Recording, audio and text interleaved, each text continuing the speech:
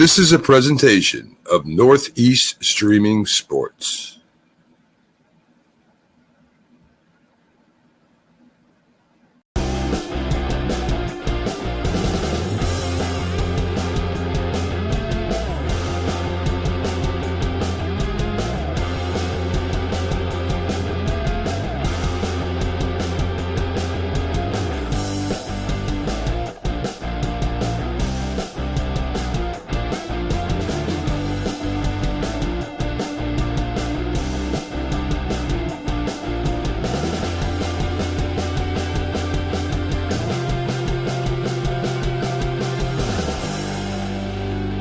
It just might be the greatest sports franchise in the history of sports. A place where legends are made, and there's always something to talk about. Get ready to immerse yourself in pinstripes. Start spreading the news, hosted by Paul Semendinger and E.J. Fagan, a couple of doctors with a prescription for Yankee fever. And now, here's Dr. Paul Semendinger and Dr. E.J. Fagan. Get ready to start spreading the news. All right, my friends, welcome to the Start Spreading the News Yankees program. Just a reminder, this wonderful program now on a host of different networks out there for lots and lots of people to see. Thank you all for watching. I'm hearing we're getting in the low thousands of people each time we come on, so I thank you all for that. A reminder that this program is brought to you by Artemisia Publishing. Artemisia, a fantastic publisher located in New Mexico. They are a traditional publisher, which means they publish the exact same way the big publishers publish. They don't ask their writers, their authors, who they sign to contracts, to pay any of the money for any of the production costs in the books.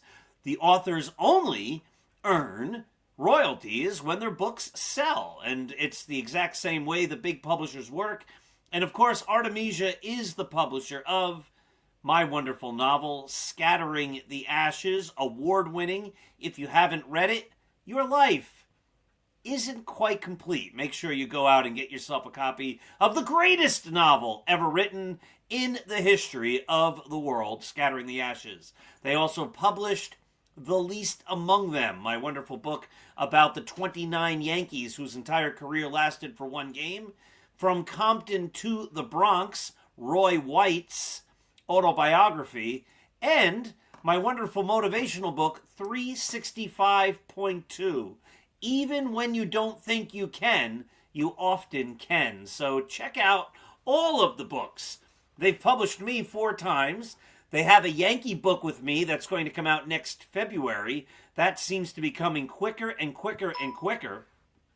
And hold on, just getting a text from EJ. He will be with us in about 10 minutes. And besides my wonderful books, they have a huge selection of books in a variety, a huge plethora, a huge selection of different genres. So let me get the Start Spreading the News banner up there. Check us out every day on Start Spreading the News. We put up original content every single day at 6 a.m., 10 a.m., 2 p.m. Plus there are game threads and after the games, a quick hit. That's 5 articles, 5 original articles every single day on Start Spreading the News. Go out, well, don't even go out, stay home, click on our website, and you can get all the best Yankee content. We present the Yankees in a way nobody else does. We have the best writers. Our site's not littered with advertisements. You can click between the articles very quickly. We have an archive of all the articles, and we've been doing it every day since 2017. So it's a long, long time. We've put up thousands and thousands and thousands of articles. We've had thousands and thousands and thousands of comments and millions of page views. So check out the greatest Yankee site there is, Start Spreading the News. So EJ Fagan will be with us. He was not with us the last couple of weeks. He was on vacation. He is in Chicago, so their time and my time here in New Jersey are just a little different. So let's start off talking a little about the Yankees. Oh my. I don't know what to think about the Yankees. I have a couple articles this week. Tomorrow I have a great article coming up that talks about why so many fans are frustrated with Aaron Boone. I'm not going to talk much about that here because I want you to read the article talking about why so many fans are frustrated with Aaron Boone. It seems the defense of Aaron Boone is that he wins a lot of games. Okay. But why then are fans frustrated, besides the fact that they haven't won a World Series? There are some deep-seated reasons. Go to Start Spreading the News tomorrow and you can see why many fans are frustrated with Aaron Boone.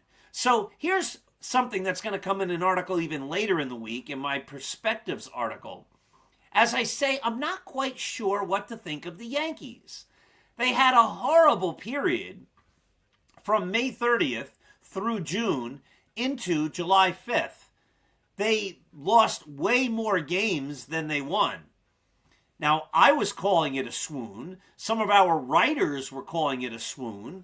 By the way, if you see the words Boone, swoon, that phraseology was invented by our own Tim Cable, one of our writers. He came up with that. I see it written all over the place. Hey, here's something that everybody learns in elementary school, let alone middle or high school or college. If you borrow an idea from someone else, you should give credit to where that came from.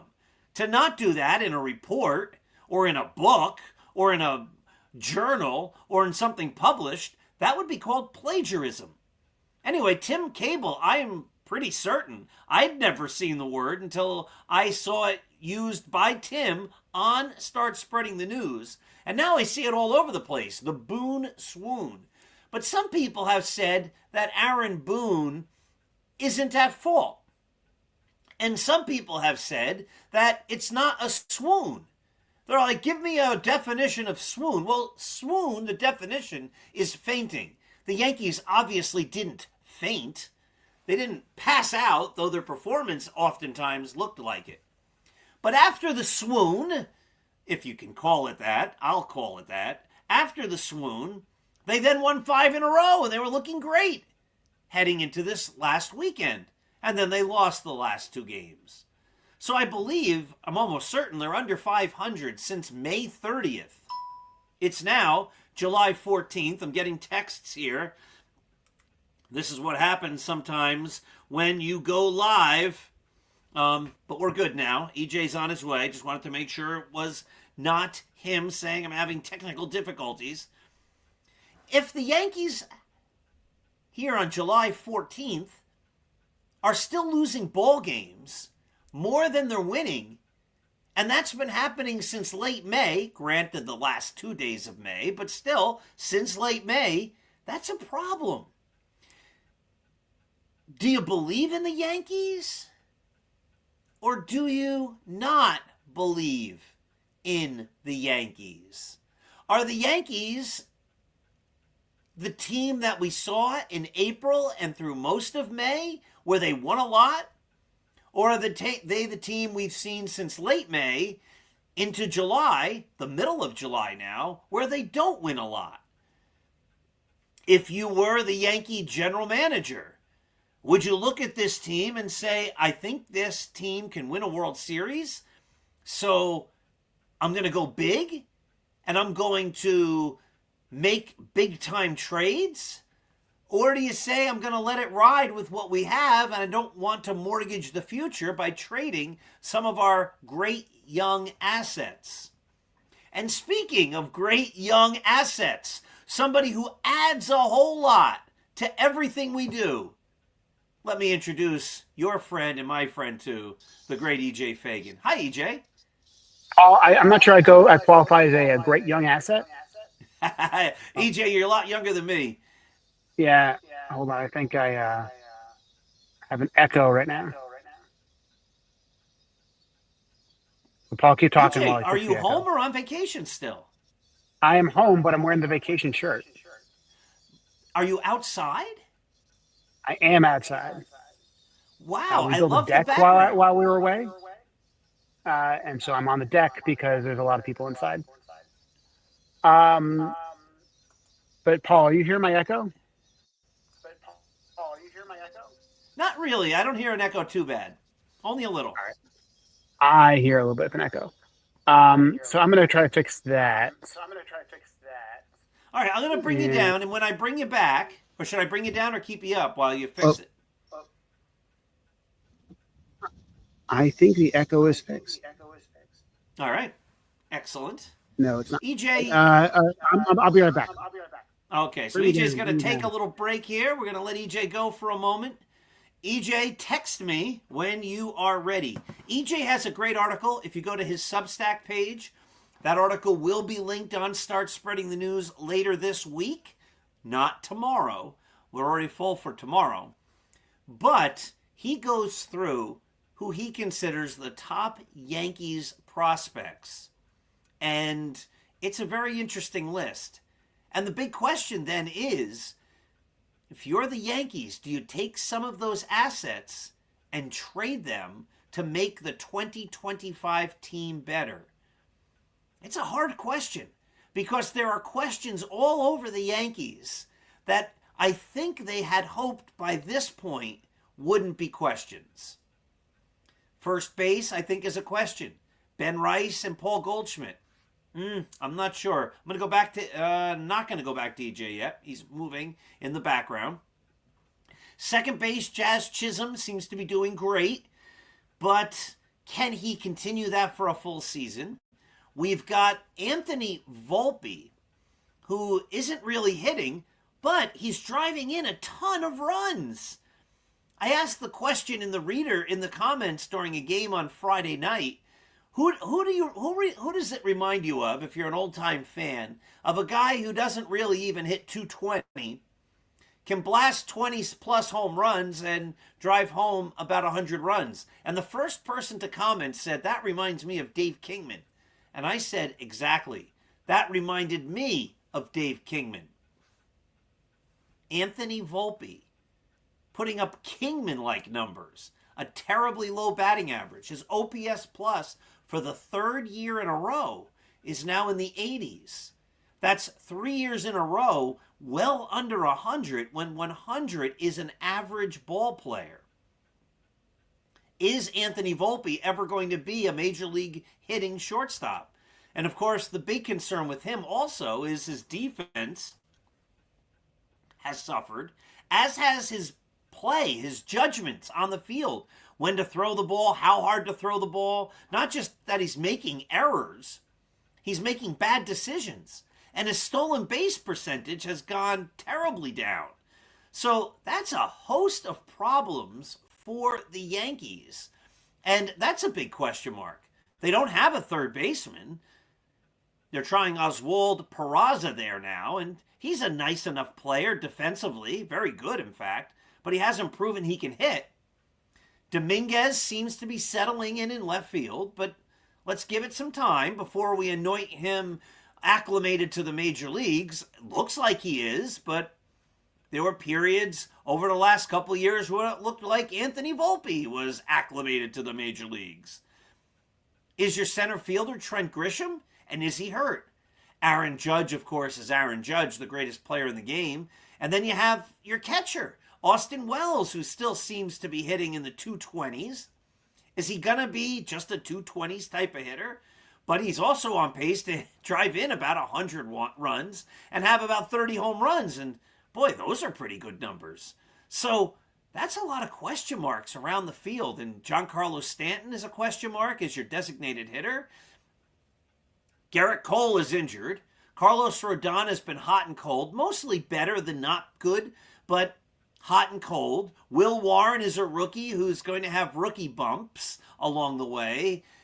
Clark Schmidt is now injured. Marcus Stroman has been an league average pitcher at best, oftentimes worse for a long time.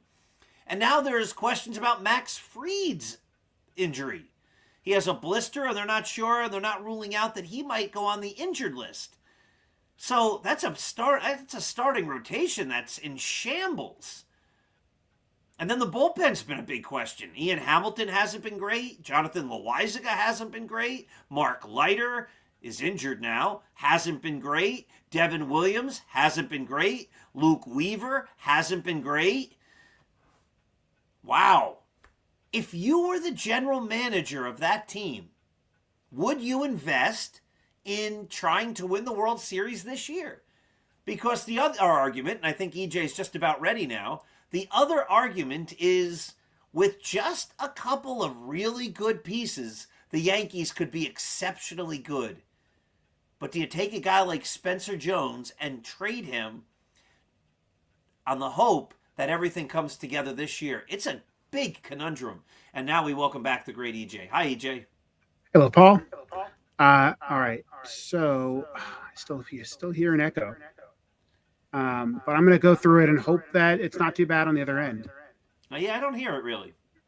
Yeah. So I would, if I were Brian Cashman, and I don't think that means trading everybody.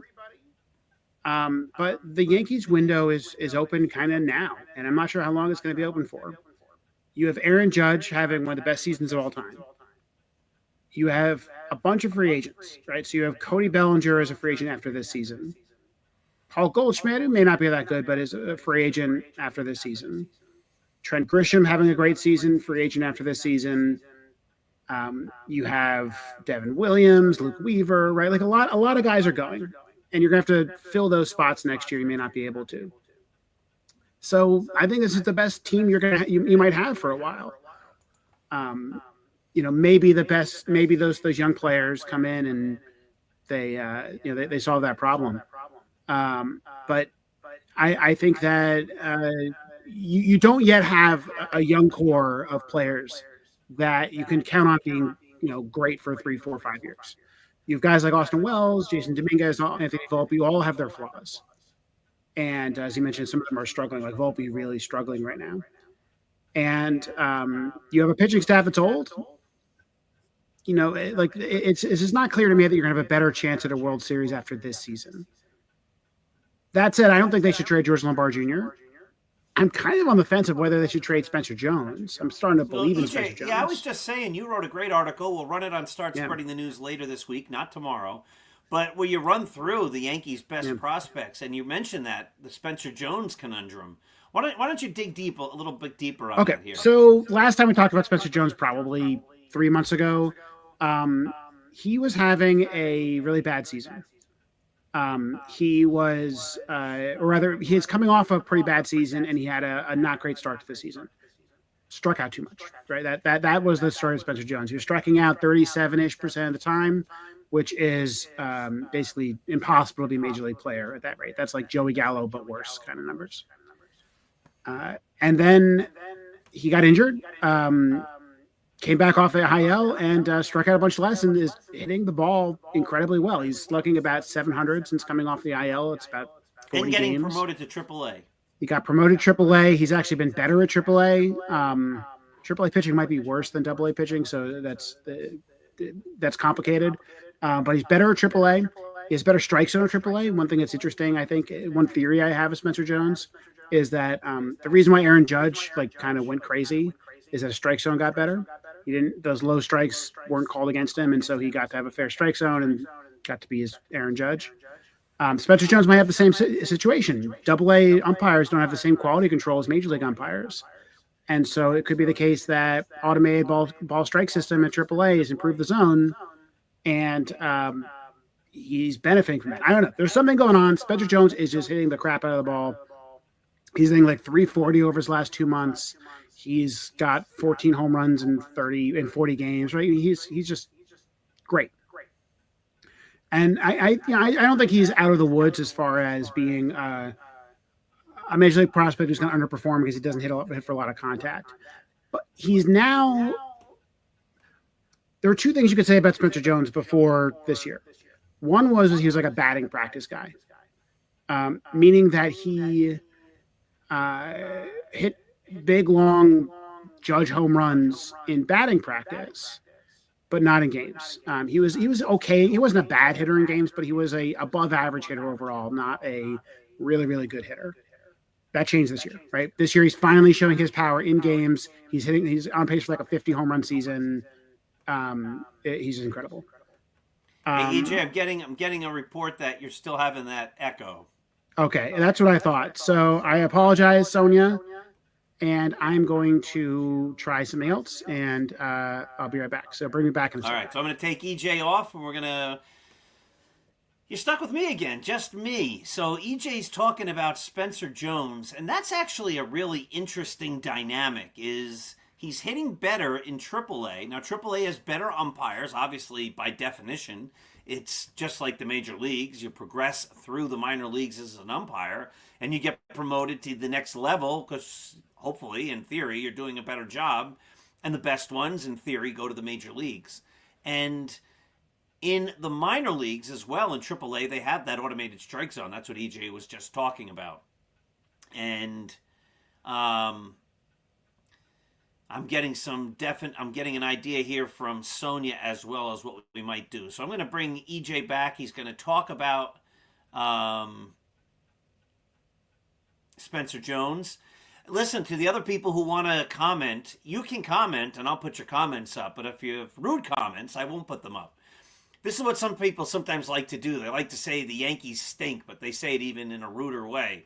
That can be true. That's fine. You can say, I don't like the Yankees and all that. But I don't think you can actually say they stink or they're worse than that because they're over 500. They're oftentimes in the playoffs, more often than not. You could say they choke in the playoffs. You could say they haven't been world champions. But you can't say they stink because they don't.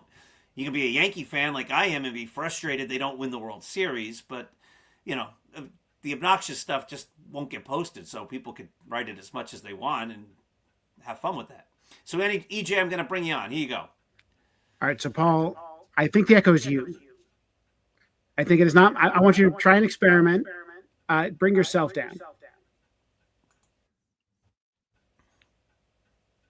Sorry, everybody. We're working out our technical issues as we go here. I don't hear an echo anymore. I think we're good. Wait, no, we're not. Never mind. There's an echo. Let's try that. Hi, I'm sorry, everybody. We're working on this right now. I just came back from vacation, as you might see, and so this is some live tech support. Paul, why don't you bring yourself down? I want to test and see if it's you or me.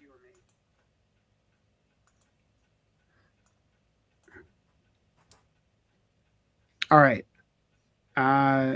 Echo's gone. I think we're good. No, we're not. Paul, you're still, I think you need headphones on is the answer here.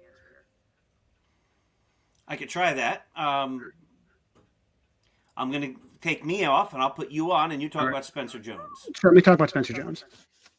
Okay, so, yep, the echo is gone. It was Paul. I knew it. All right, so here's the thing about Spencer Jones that you have to remember is that the ceiling has never stopped being Aaron Judge, basically. Yeah, sorry guys, the mic settings, something's going on with Paul's computer. I don't know what changed, but he's going to go fix that, and I'm going to keep talking to you guys. The ceiling is Aaron Judge. In fact, the ceiling is, I'd say, like Aaron Judge before 2022, because like after 2022, Aaron Judge is the best player of all time, right? So like that's not the ceiling for anybody. It'd be dumb to say that. But he's got Judge's size. He's got Judge's ability to hit. He's got Judge's power. He also has something that Judge doesn't have, which is speed. So Spencer Jones is widely considered essentially a real center fielder, right? Think about like Cody Bellinger level of ability in center field. So high quality player who can contribute defensively even more than Judge contributes. Judge was a below average center fielder, above average right fielder. He can steal bases more than a guy like Aaron Judge. Like he has those tools on top of a lot of the raw physical tools that Aaron Judge has by virtue of his size. And also, one thing to remember is that Aaron Judge was not Aaron Judge until he was older than Spencer Jones. So Jones is 24 right now. Judge was better in the minors than Spencer Jones up until this year. He was never as good as Spencer Jones is right now, and broke out in the majors at the age of 25. There we go. Paul's got some headphones on. I think we're doing great.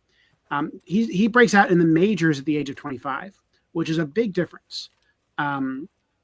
basically, there's reason to believe that the best case scenario is still intact for Spencer Jones. That you could trade him, and he could turn into an MVP. Maybe not again 2022 Aaron Judge, but before that, Aaron Judge was a really, really good baseball player when he was merely a excellent player. And so thank you very much, everybody. And we apologize for those technical difficulties. And so I was ready to trade Spencer Jones 2 months ago. I would have said, yeah, trade him for, a decent player, probably not a pure rental, but like a Jazz Chisholm, I would have traded him for. I don't think I'm there anymore. That doesn't mean I wouldn't trade Aaron Judge, but I would trade Aaron Judge in a big deal. So who is that? Who is the big deal? One thing I experimented with earlier this week is O'Neal Cruz. EJ, you're saying Aaron Judge. You mean Spencer? I'm sorry, Jones. Spencer Jones. Would you trade Spencer Jones for O'Neal Cruz? And my answer was no. O'Neal Cruz is basically like, I think, a Jazz Chisholm trade at this point. He's a very flashy player. Hits the ball harder than Aaron Judge, one of the hardest swinging players in the game, one of the fastest players in the game, but also just strikes out a ton. And it kind of adds up to a decent but not great baseball player, very much in the Jazz Chisholm before he came to the Yankees kind of mold. Jazz Chisholm took Augustin Ramirez. That's what the Marlins got for him. Augustin Ramirez is roughly equivalent to the Yankees prospect Rafael Flores. Good hitter, good hitting catcher in the high minors. Ramirez has turned into a really good major league hitter, though very bad catcher. Flores is actually a better catcher than that. I have him as the number 6 Yankee prospect. He might go higher in some lists. Having a really good season, no real warning flags there. Is a better defensive catcher than like Ben Rice or Austin Wells or those guys. And so, I could imagine a O'Neal Cruz for Rafael Flores trade. I don't think I trade Spencer Jones for O'Neal Cruz because I think there's a world where Spencer Jones again turns into that MVP still, and I think that we're close to that world. Still a very high risk prospect. Still strikes out a lot in the minors. You don't know if that's going to be exploited in the majors or not. But he's now in that range where you go like, I think it's pretty good. Sonia, thank you very much for sharing to the Huddle Sports Network. It looks like we have a lot of people coming in because of that, and that is excellent. So thank you very much. So who would I trade Spencer Jones for? Not O'Neal Cruz. Yeah, Mackenzie Gore, maybe, really good starting pitcher. Again, I would trade for O'Neal Cruz. I just wouldn't trade someone as good as Spencer Jones or Lombard Jr. or Cam Schlittler, those guys off the table for O'Neal Cruz. So would I trade him for Mackenzie Gore, who's basically an ace for the Nationals with 3 years, I think, or 2.5 years of team control left? Maybe. I consider it. I don't think Spencer Jones helps you win a World Series this year. And if the window is open this year, maybe you should consider reaching a little bit in a trade in order to get somebody. But, Spencer Jones is, I think, worth enough that you could get something big for it if you were to get something big. I think you could make trades improving this team without Spencer Jones. So, for example, if they were to trade for Eugenio Suarez, third baseman with the Diamondbacks, I don't think you need to trade Spencer Jones. I think those rental trades are always go for less than you would think. Every trade deadline we look out, we go like the Yankees could have gotten that guy, right? Like that's all it costs. That's because the prices are lower than we expect. Suarez is getting a real paycheck. He's a really good third baseman. I think it makes sense to trade him, but I do think you need to sacrifice something in the future to trade to make a World Series. I kind of listed the top 10 prospects, and what I did then was I said, okay, like what's the trade status to this guy? Like, would I trade him this year at the trade deadline? And I think that they could. They have a bunch of guys that I think it does make sense to trade. So, for example, I mentioned Rafael Flores. He's a catcher. The Yankees have a catcher. His name is Austin Wells. Kind of question how valuable he'll be when RoboUmps, the automatic ball strike system, comes into play next year because most of his defensive value is framing. But I think he'll be fine. He's probably going to hit a little more than he has this year, and so you have your catcher. In fact, we have some MLB trade rumors posts suggesting that the Yankees might be trying to trade JC Escarra because they're happy with Ben Rice at catcher. So at that point, you really have your catcher. You have your two catchers. So like you don't need Rafael Flores. I think he's an obvious trade bait. Sandy Alcantara is an interesting one, Sonia. So and Paul, if you can put this comment on screen, it's a good one. Sandy Alcantara, I think is bad. I mean he's had kind of fits and starts this season where he's been able to play well, but the overall numbers are bad. And like the last 2 or 3 weeks, he's kind of gotten bad again. I mean, he was really bad to start the season. He got better, and now he's bad again. So I don't think I give up really anything for Sandy Alcantara. He's being paid a decent amount of money. And, the 2022 Cy Young is kind of far in the distance at this point. And so I would take him. I would give up something for him, but not a lot. And I don't think the Marlins would make sense for the Marlins to trade him until he's kind of like back to full value, which he's not yet. So I don't think he's getting traded, frankly. And I don't think the Yankees should pay up for him because he might be just awful. So who else could the Yankees trade? Well, I think Rock Riggio is a real easy pick. He's a second baseman having a really big breakout season. He's at AA, so he's a player that teams might be able to pencil into their lineup next year. He's a second baseman only. He basically doesn't have the arm to play anywhere else. And so, Jazz Chisholm's your second baseman next year, maybe beyond. And so there's no place to play him. So I think he's an easy pick. Let me ask that question. Yep. Jazz Chisholm is a free agent, yes? They have one more year of control after this. After next year. Okay. Yeah. So they have the 2027 free agent. If you trade a young second baseman, shouldn't you extend Jazz Chisholm first so to make the position not even a question mark? It's a good question. Would you extend Jazz Chisholm? I don't know. It depends on the cost, right? Jazz Chisholm's having a great season, and so my take on him has changed. Like in the beginning of the season, I said don't extend him. He's just too reliant on raw physical skills. Yeah. Right. And so he's the kind of guy that goes up and down. Well, I just don't think he'll age well. I think about like Javier Baez, Josh Hamilton, Tyler O'Neill, those types of players who are just like so physically talented but they have flaws in their game, and those flaws get exploited as they slow down as they age a little bit. Whereas kind of more like mechanically, fundamentally sound players, they age better. So Paul Goldschmidt's still able to kind of get some stuff done, even though he's not his former physical self. I think I worry that Jazz Chisholm is one of those players that like by the time he hits 30, he's just going to drop off a cliff like Baez did. But this season, he's just better. Like he's just better at everything this season. He's really, I think, grown as a player and just taken his physical tools and then just improved. I mean, just look at his numbers this season. They're incredible. And he certainly has a lot of athleticism to spare. Like he can lose a little bit of speed, a little bit of power, and still be a pretty good player. So I don't know, maybe. Seems like he wants to be here. I don't know if he's going to give the Yankees a discount. I don't know what it would cost to extend him. But I think either way, you don't need Rock Riggio right now. I think he's expendable. And he's the kind of prospect that can get you not a long-term piece, but can get you an Eugenio Suarez. And you don't love to give him up, but I think that that's the kind of trade I can imagine the Yankees taking. I don't think he's like a setup man reliever trade. The Yankees have a couple of those guys that I wrote about. But I do think that he's a solid, top tier rental addition. So you asked about Jason Dominguez. Yeah, my feeling on Jason Dominguez, EJ, is he has improved throughout the season, even defensively. You watch him out there, it's still a little bit of an adventure, but you're saying to yourself, he has a better sense of where the ball's going to be, and you don't feel like he's going to drop it when he gets it. He's becoming around as a right-handed hitter. He seems to be the guy the Yankees will be their best bet as their leadoff hitter.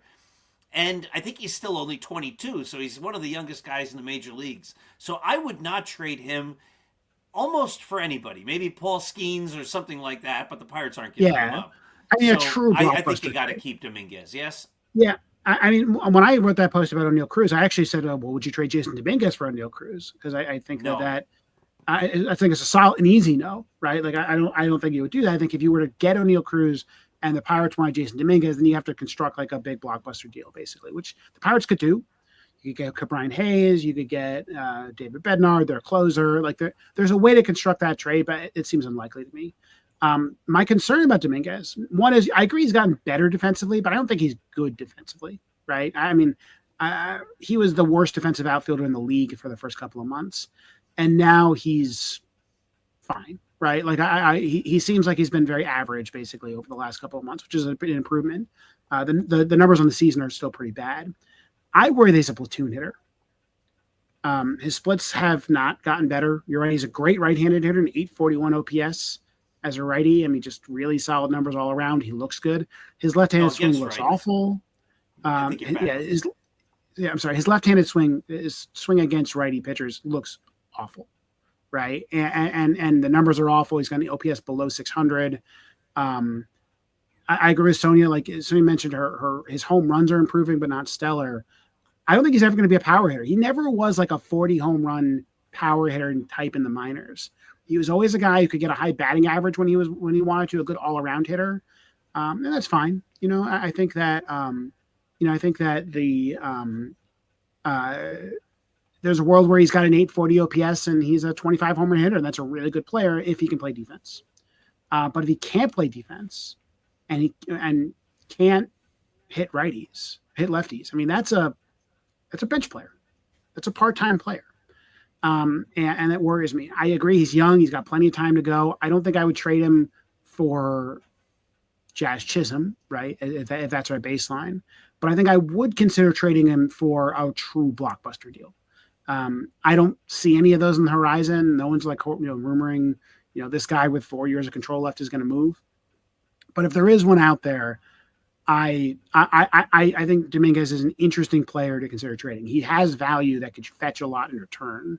And so you could imagine him in trades that we're not considering right now because they're inconceivable. Those are usually off-season trades, frankly. So I don't think it's going to happen at the deadline, but you never know.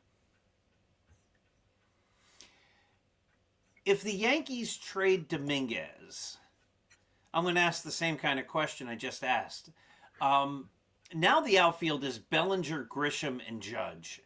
I think most people don't feel Grisham is going to continue to hit as well as he has. I think most people are surprised he's hit this well into July. His career is not that he's a hitter like this. He's defying career norms. He's approaching 30. Sometimes players have a big year. Mariano Duncan hit 340 in 1996. Never had a season like that ever again or before. He just, everything came together one year and it was great. So then you have Bellinger, who's signed for next year only if he decides to come back. He has an opt-out if he wants.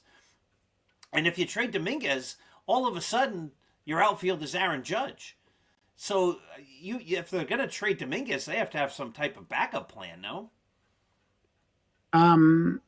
Yeah. I mean, look, maybe trade for an outfielder, that Tony Cruz, right? There's options there. I'd say the thing I think about here is that Trent Grisham has already basically lost his playing time. I think it's more likely they trade Trent Grisham than I would trade him in a heartbeat. I would have traded him a month ago. Grisham has a 723 OPS, so he's an above average hitter, especially on base, since June 1st. So it's not just the early season hot streak. He had a really low time in May, and he's kind of bounced back to, I think, the player he was after he started getting playing time last year. So it's pretty good. If he's at least an average defensive center fielder on top of that, that's still pretty good. I think I think that there's value in Trent Grisham. Who could you get for him like a reliever? That's you're talking about a reliever from a contender or maybe a not that great third baseman. He's cheap, so he's easy to trade. You would still need a backup outfielder if you were to do that. And so, yeah, I'm with you. I think Grisham is not a long-term piece on this team. So yeah, look, there's downsides to trading Jason Dominguez. You still need to re-sign Cody Bellinger, by the way. That's what I was just going to drive at too. Right. So I if you trade Dominguez, you almost have to extend Cody Bellinger now, but you're paying for him at the top of his game. Yeah, and I mean I'm on the top of his game, but he's really good, and I like Cody Bellinger. He's better than he's been in the last number of years. So you're gonna have to pay premium price. There's the argument that he reverts back to form a bit, who he's been the last couple of years. Yeah, I just don't know. I don't know what he's going to fetch. Yeah, so I think 5-year deal for Bellinger. I would do that. I kind of like Bellinger. I've been very impressed by Bellinger.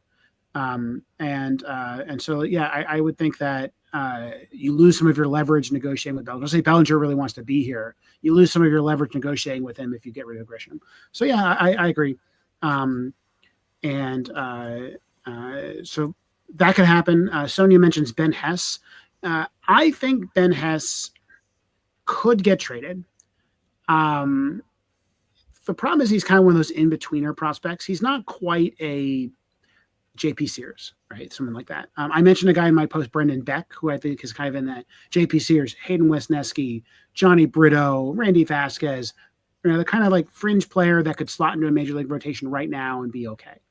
I think that type of player gets traded all the time. The Yankees trade those guys. I've traded like 10 of those guys recently. Like it's pretty normal. Ben Hess is a former first round pick. He is currently playing. He got injured. I don't know what it was. Came back. He throws 100.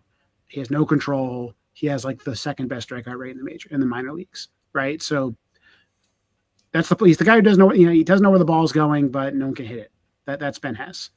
Tradable. Probably not the headliner of a trade.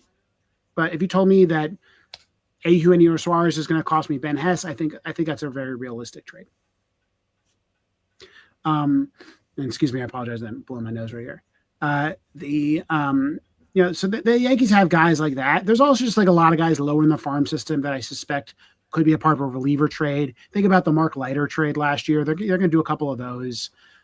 They need it. They need a couple of relievers. I don't think they're going to go out and get a Devin Williams type, an ace reliever, just because I don't know who's available. David Bednar from the Pirates is one of those who's an option. But I suspect they're going to get one or two kind of middle guys like Mark Leiter. And they have Devin Williams at the back, and hopefully Luke Weaver gets better, and I think they'll be fine there. But I think we're going to see. I think we're going to see a big trade. And a big trade. I mean, I would say Eugenio Suarez would be a big trade, but that level or above. Has had a right flexor strain injury, but he came back in like 3 weeks. He had previously had a right flexor strain in college. So yeah. So who do you see the Yankees getting? I think you're getting Suarez. Suarez makes so much sense. The only problem with Suarez is the Cubs also need Suarez. And so it's who wins the bidding war for Eugenio Suarez, the Yankees, the Cubs. The Cubs are also really good. They're also in a short window. They were unexpectedly good, and they need a third baseman and a starter.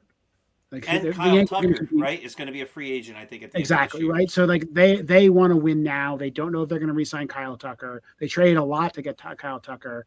And, the Cubs are a big market team that has, I think, underperformed recently, and so they want to go out and get a guy.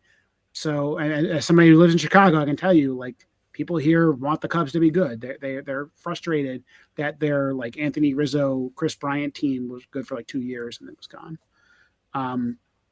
And they've been bad for a while. I think Suarez makes so much sense for the Yankees. He's a big right-handed hitter. He's hitting 30 home runs already. Not a great defensive second baseman this year, but has been in the past. We'll see if he can continue to do that. Third baseman, I'm sorry. When they released DJ LeMahieu, they basically said, we need to sign a third baseman. Now they signed Heimer Candelario. Now we talked about him a number of weeks ago. I brought that up the moment he was released. I think it was that night or the day before. And we were in the consensus that, that's just not the move that's going to move a needle. I don't know if he's better than Oswald Peraza. And that's not saying much, right? The Reds are paying him not to play. Yeah, I think if Oswald Cabrera was still on the team, I think you could be okay with that. I think Cabrera as a platoon player has been solid enough, and especially was this season. But he's not, and you need someone to fill that spot. The problem with Candelario is that he's just been awful. He's been below replacement level since basically the trade deadline in 2023, and that's not good. He was batting 113 this year with a 410 OPS. Maybe there's some magic the Yankees can do. I'm just looking to see if he's actually played AAA yet. Yeah, he's played 6 games at AAA. He's batting 083, right? So I don't think he's the answer, and I think that he's the depth guy. If somebody gets injured, you call him up because they really don't have a lot of other depth. But I think that the second they release LeMahieu, like Brian Cashman, I think he said to the media, I need a third baseman. He will trade for somebody. Suarez is the best option. Ryan McMahon is an option. Who's with the Rockies. I think he'd be an interesting option. I don't know who else. You know, it's interesting. Sonia and I are going to disagree. She's saying they only released DJ LeMahieu to get some, to have a little more financial flexibility. DJ hasn't been good in a long time, and I'm going to give you a trivia question. He also doesn't save that much money. He only saves the MLB minimum, basically. If another team signs him, the Yankees pay all of his salary except for the minimum, and so it doesn't save that much money. I think that they released him so they have a chance to go play with another team. They could have IL'd him and just said, save face, play out your career in the IL. But now apparently I saw an MLB trade rumors post. It looks like teams want him. There are teams that are willing to go out and sign him, but he couldn't play third base because of his arm, and the Yankees don't really have room for him. And Jazz Chisholm clearly wasn't any good at third base. So, yeah. Yes, and Jazz Chisholm should have never been moved to third, and DJ. Nope. That was a terrible move. Absolutely terrible move. I'm amazed that when I say that on Start Spreading the News, I get pushback from people saying, "Oh, Jazz is so great at third base." People can argue with you, and people can debate, but sometimes things are just basically true. Jazz Chisholm is not a third baseman. The Yankees put him there only because Glaber wouldn't move to third. Then over the winter, they didn't even let him play third. He didn't even work out at third because they said, you're not a third baseman.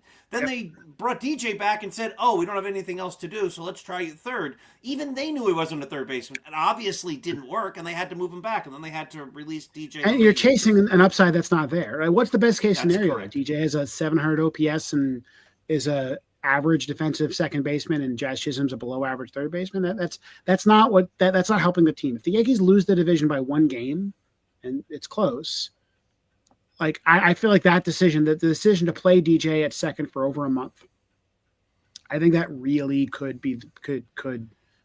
decide things. And I mean, look, we said it, other people said it. It was an obvious problem the moment they did it. This isn't us with rose-colored glasses. I mean, I wrote a blog post Monday morning before he was called up about this. Yeah. All right, listen. Here I want to give you a trivia question.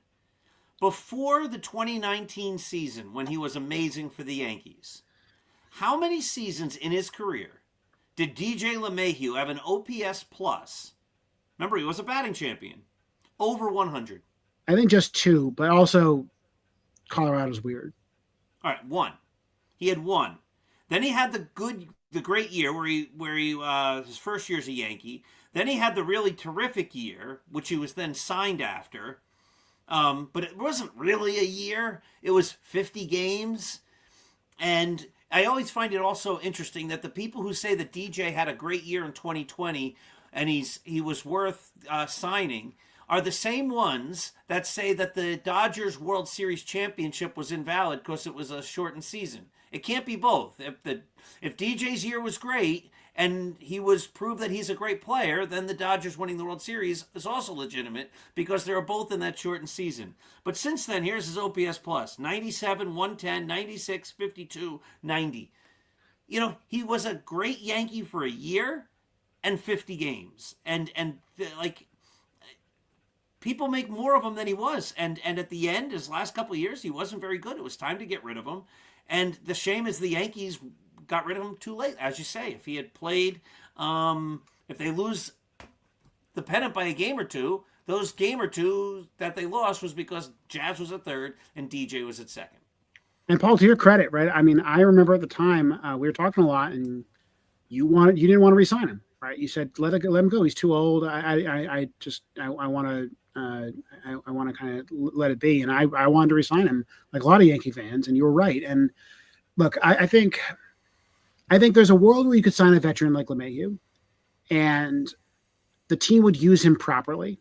They would, one, learn to cut bait on him when he's no longer any good. So I think they should have released him last year.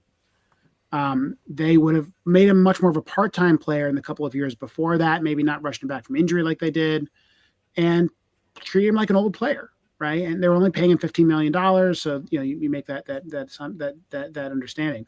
But Aaron Boone treated him like Aaron Judge, the way he treats Giancarlo Stanton, which I think is to overplay him.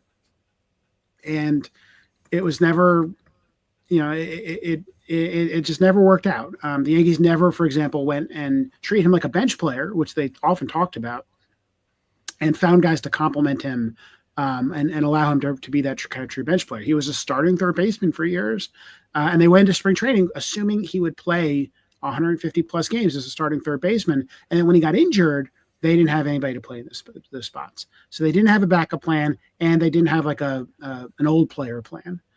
And I think LeMahieu and Stanton are a big reason why the kind of late Boone years have been so frustrating, the post-pandemic Boone years. Those contracts have just been giant albatrosses and hicks around the Yankees' neck. And it's amazing, the credit to the Yankees that they have won despite that problem. A lot of that's been Aaron Judge. But I think now that he's gone, now that Hicks is gone, and hopefully, Josh Donaldson's gone, hopefully Giancarlo Stanton, frankly, is gone soon. I think you have a much better constructed roster, and you can win more games.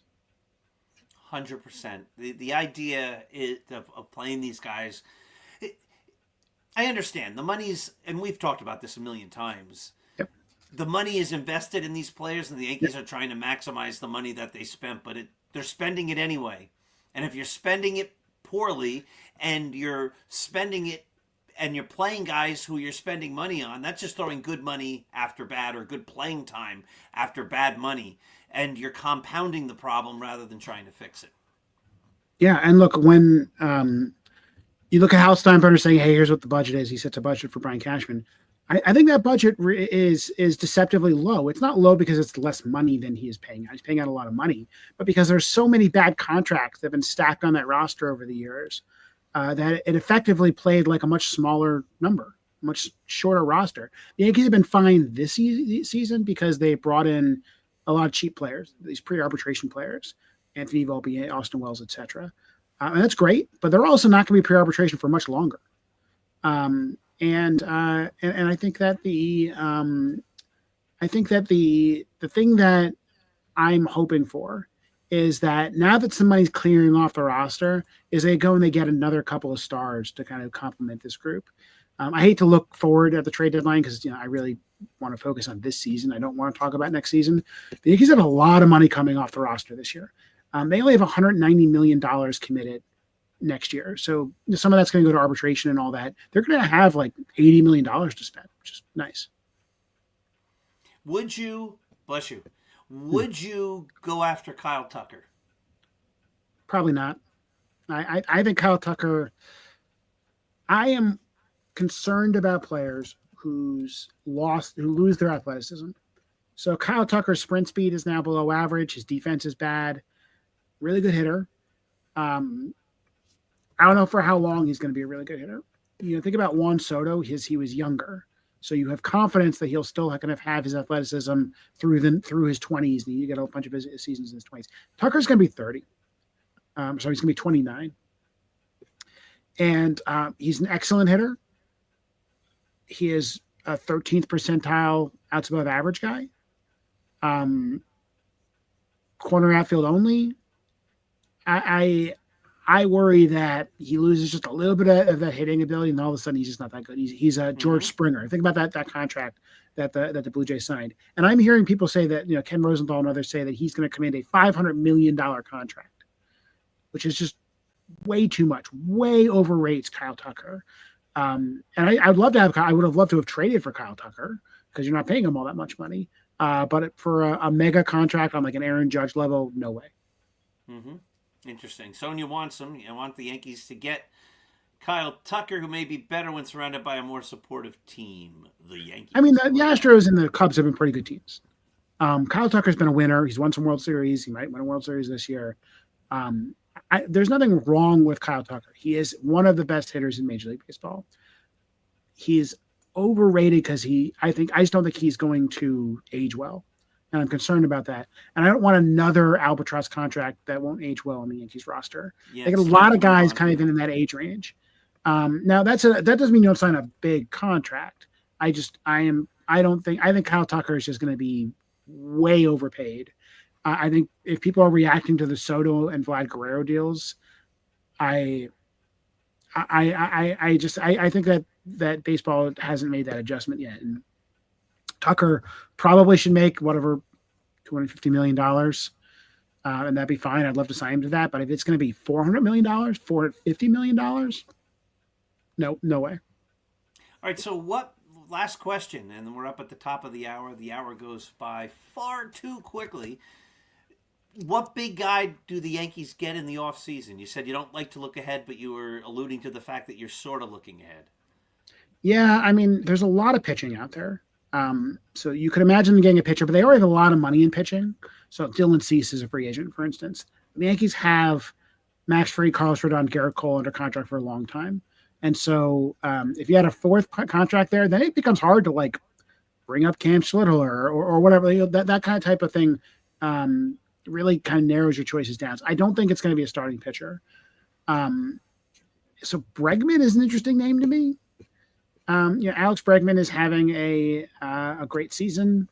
He's been injured for more recently, but he really had a comeback season before that. Is a third baseman. The Yankees might need a third baseman. That's one of those names. I think they're going to give Cody Bellinger a big deal, so I think that's kind of part of it there. There's just looking at the list. I mean, it's kind of rough, right? Like, there's not a lot of guys other than pitchers out there. There's Pete Alonso. If you don't want Ben Rice to play first base, Pete Alonso's having a really good season, but who knows? So like I don't know. It might be a trade kind of, you can imagine we'll probably look at the trade candidates this offseason and say like, there's this guy, he's worth a lot of money. Maybe the Yankees can bring him in kind of the way we did with Cody Bellinger this year. Maybe use the money to extend guys. You extend Jazz Chisholm, you extend Austin Wells, whatever, something like that. Those are all kind of, I think interesting options. But I'll tell you, Volpe? I don't think so. No. Unless it's a cheap extension, right? If he wants to extend for not that much money, sure, but I doubt he will. Earlier this season, 2 months ago, or at the end even 1 month ago, Volpe was having a good season, and he's gone into what he always seems to go into these days, which is this like mid-season slump. I don't know if he's tired and needs to be rested. I think it probably is a good idea to rest him. The Yankees, again, don't have a lot of other options. If, say, Oswald Cabrera was healthy, then you could maybe rest him a little bit more. But, I mean, he is just for every single night lately, and it's nasty. His numbers are basically back down to the last 2 seasons after being an above-average hitter for the first couple of months. On top of that, his defense is really looking bad lately. And I think that, to me, like, he's not stealing bases. Like, if Anthony Volpe is a 85 OPS plus hitter with Gold Glove defense and 25 plus stolen bases, that is a decent MLB player. That is an above average MLB player. Maybe not the player you wanted from Volpe, but that's a good player. If he is that player, but a bad defensive shortstop or even an average defensive shortstop, then he becomes a below average player, and then you can look to upgrade him. Mm-hmm. All right, EJ, this is good stuff. I apologize to everybody at the start of the show with the technical difficulties. Want to thank Sonia for all that participation. She was a pleasure to have in the comments. And again, people, my dear friends, you can make comments. Just make nice comments, and then I'll put them up there. But if you say the Yankees stink and things like that, that's just silly. They don't stink. They haven't stunk since like 1991. So, I mean, just make comments that make sense, and we'll put you on there. EJ, it's great to have you back. Everybody, thank you for watching. Sonia and Pags, thanks for having us on your networks. Have a wonderful, wonderful week, everybody. I'll be back Saturday morning, 7 a.m. with the Dr. Sem Yankee Show. Take care. Have a great night.